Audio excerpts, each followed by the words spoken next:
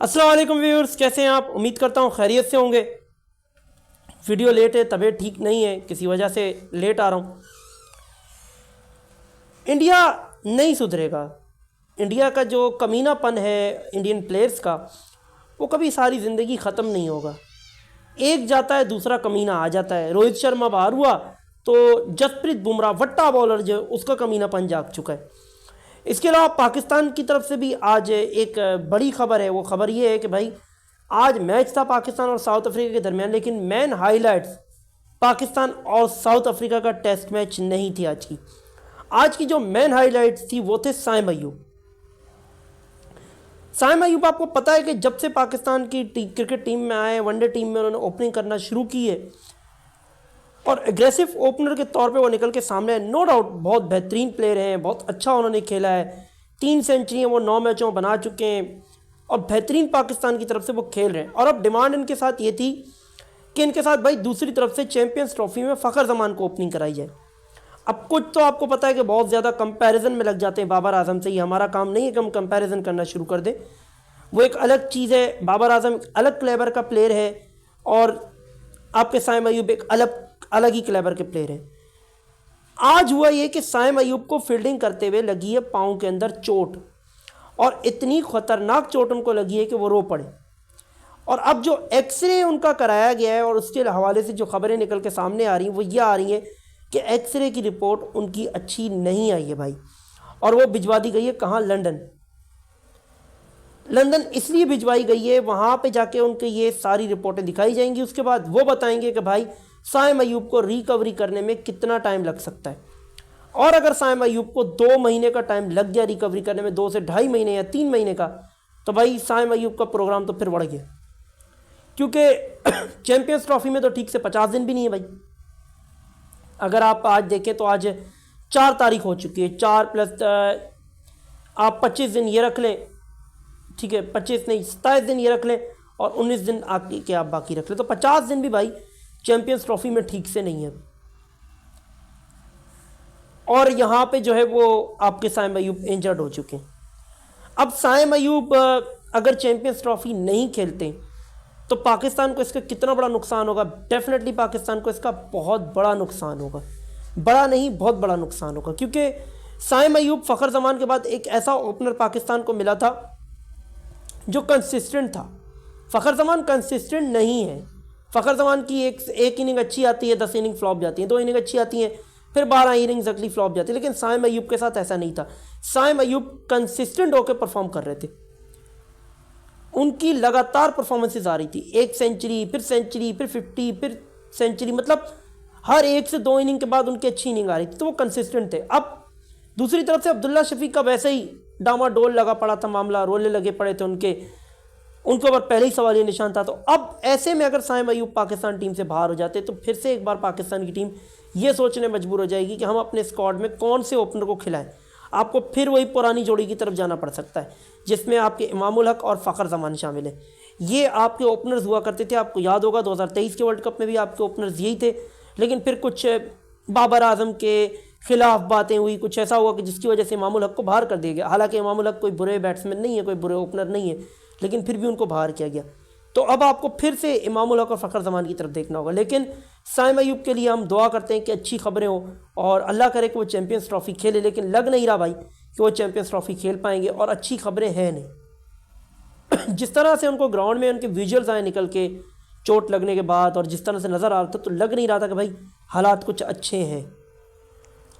South Africa की team पहले batting करी, अब देखना है कि इस टेस्ट मैच का होता क्या है। लेकिन इस टेस्ट मैच से हमें एक बुरी खबर देखने को मिल गई है, और वो बुरी खबर ये है कि साइम अयूब को इंजरी हो चुकी है और साइम अयूब बाहर हो चुके हैं। चले वेस्ट इंडीज़ के साथ जो सीरीज़ होने वाली है पाकिस्तान में, उससे बाहर हो गए, वो चलता है, टेस्ट मैचेस हैं, वो फ़ायदा नहीं है उनका, इससे बाहर हो गए तब भी कोई फ़र्क नहीं पड़ता। लेकिन भाई अगर वो चैंपियंस ट्रॉफी से बाहर हो गए तो फिर पाकिस्तान को बहुत बड़ा फ़र्क पड़ेगा, क्योंकि टेस्ट मैचेस के अंदर तो वैसे भी साइम अयूब की कोई परफॉर्मेंसेस है नहीं।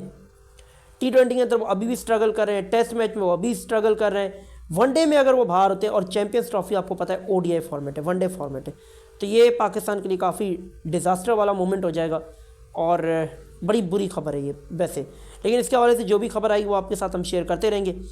आते हैं जब मेन टॉपिक के ऊपर, इंडिया और ऑस्ट्रेलिया के दरमियान खेले जाने वाला 5वां टेस्ट मैच, जिसमें इंडिया की टीम टॉस जीतती है। और सबसे बड़ी बात, हमारे पेटू को ड्रॉप कर दिया गया भाई। पेटू कप्तान जो था इंडिया का, उसको ड्रॉप कर दिया, पेटू को ड्रॉप कर दिया, रोहित शर्मा को ड्रॉप कर दिया, रोहित शर्मा पेटू को ड्रॉप कर दिया। लेकिन क्लाउन कोहली खेल रहा था, क्लाउन कोहली खेल रहा था, अभी भी आज भी मौजूद था वो। और जसप्रीत बुमराह वट्टा बॉलर जो है वो इस टीम की कप्तानी कर रहा था। हालांकि बहुत सारे लोगों की नज़रों में वर्ल्ड क्लास बॉलर है, बेहतरीन बॉलर है, अगर उसके स्टैट्स उठा के देखे जाएँ तो वाकई वो no doubt world class bowler नज़र आता है। लेकिन जो उसका बॉलिंग एक्शन है वो ये कहने पे मजबूर करता है हमें कि भाई इसको आईसीसी का फेवर है, वरना ये कम्प्लीटली इनलीगल एक्शन के साथ बॉलिंग करता है और ये एक वट्टा बॉलर है। सीधी सी बात है, जो हमें नज़र आता है हम वो बोलेंगे। इंडिया की टीम पहले बैटिंग करी थी, 11 पे इंडिया की पहली विकेट गिरी, केएल राहुल 4, जायसवाल 11, फिर उसके बाद एक लंबी फहरिस्त, कोहली का भी आते ही वो एक कैच, हालांकि वो कैच ज़मीन से बॉल लग गई थी। अब वो ऑस्ट्रेलिया वालों के नज़रिए से देखे तो शायद वो गलत फैसला था, इंडिया के नज़रिए से देखे तो सही फैसला था, लेकिन वो 50-50 था। और उसमें बैट्समैन को जो है वो आप समझ ले कि बेनिफिट ऑफ द डाउट देना बनता था, और वो उनको दिया, और विराट कोहली नॉट आउट रहा, क्लाउन कोहली फिर बच गया।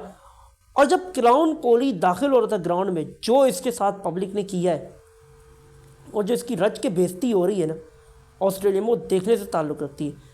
और इसी लिस्ट में अब एक बंदा और ऐड हो चुका है, वो भी मैं आपको आगे बताऊंगा हुआ क्या।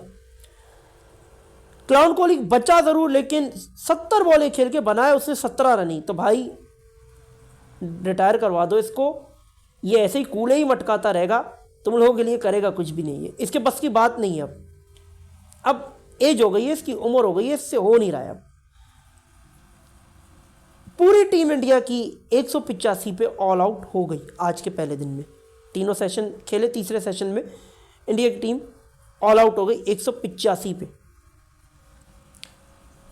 अगर मैं बात करूं आपके स्कॉट बॉलैंड की, तो उन्होंने 4 विकेटें ली, नेथन लायन ने 2 विकेटें ली, 2 विकेटें पैट कमिंस ने ली, 1 विकेट स्टार्क को भी मिली। जब ऑस्ट्रेलिया की टीम बैटिंग करने आई तो आपको पता है कि बैटिंग करने कौन आया, जिसके साथ क्लाउन कोहली ने पिछले बार किया था, उसके बाद वो वाइल्ड डॉग के तौर पे ऑस्ट्रेलिया में जाना जा रहा है। अब जब सैम कॉस्टन्स बैटिंग कर रहा था तो उसने पहले ओवर में बुमराह के साथ वही किया जो हमेशा करता है कि उसने उसको 8 रन मार दिए उस ओवर में। अगले ओवर फिर सिराज का जो है वो उस्मान ख्वाजा ने खेला, फिर अगला ओवर आया।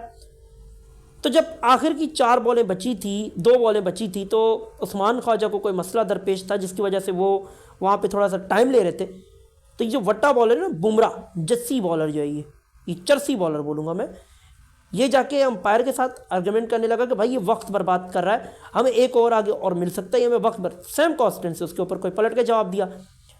अब इसको आगे गुस्सा, इसने उस्मान ख्वाजा को आउट ज़रूर कर लिया आखिरी बॉल पे। उसके बाद जिस तरह की इसने उसको फिर से वो आंखें दिखाना, फेस उस तरफ करके सेलिब्रेशन करना, मुझे लग रहा है अब इसके खिलाफ भी ना ऑस्ट्रेलिया के अंदर बहुत बड़ी मुहिम चलने वाली है।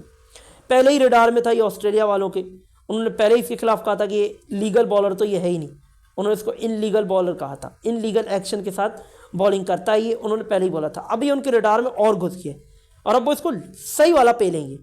और सैम कॉस्टन तो वैसे भी इसका न्यू फादर है, वो इसको वैसे ही पेल रहा है। तो मुझे लगता है कि कल अब इंडिया का और भी बुरा हशर होने वाला है। जिस तरह का अंजाम आज ऑस्ट्रेलिया ने बैटिंग का किया इंडिया की, मुझे लगता है यही बॉलिंग का होगा, क्योंकि इंडिया की टीम, इंडिया के जो प्लेयर्स हैं वो बाज नहीं आ रहे कमीनगियों से। वो है ना, जान जाए पर गद्दार गद्दारी से ना जाए, ये वही हराम खोर हैं, ये नहीं आएंगे बाज, क्योंकि जीता तो अब इनसे जा नहीं रहा, जीतना अब इनके बस की बात ऑस्ट्रेलिया में बची नहीं है। तो अब इनके पास और कुछ नहीं है इसके अलावा कि ये सब कुछ करते फिरें, ये यही सब कुछ करेंगे। और इंडियन प्लेयर्स की हिस्ट्री है कि ये इसी तरह बदतमीज़ होते, और इन्होंने अपनी एक औलाद पाली हुई अफगानिस्तान, वो भी इन्हीं की तरह बदतमीज़ होते। इनको अपने पैसे का गरूर कुछ ज़्यादा हो गया है, और अब वो पैसे का गरूर ऑस्ट्रेलिया सही रास्ते से निकाल रहा है इनकी, समझ रहे हैं ना आप। लेकिन आपका क्या मानना है इस हवाले से, आप मुझे अपनी कीमती राय से कमेंट सेक्शन में आगाह कर सकते हैं। कल मैंने एक वीडियो बनाई थी पीएसएल के हवाले से, कौन कौन से प्लेयर्स पीएसएल में आए हैं और क्या रास्ता पीएसएल ने निकाला है, पाकिस्तान क्रिकेट बोर्ड ने, उसका लिंक ऊपर आई बटन पे शो हो रहा होगा, उस वीडियो को आप ज़रूर जाके देखिएगा। फेसबुक या इंस्टा पे आप मुझे फॉलो करना चाहते हैं तो लिंक नीचे आपको डिस्क्रिप्शन बॉक्स में मिल जाएगा। वीडियो अच्छी लगे तो चैनल को सब्सक्राइब करें, वीडियो को लाइक करें, बेल आइकन के निशान को दबा दें ताकि आने वाली वीडियो की नोटिफिकेशन आप तक पहुंच सके, और वीडियो को दोस्तों के साथ ज़्यादा से ज़्यादा शेयर करें।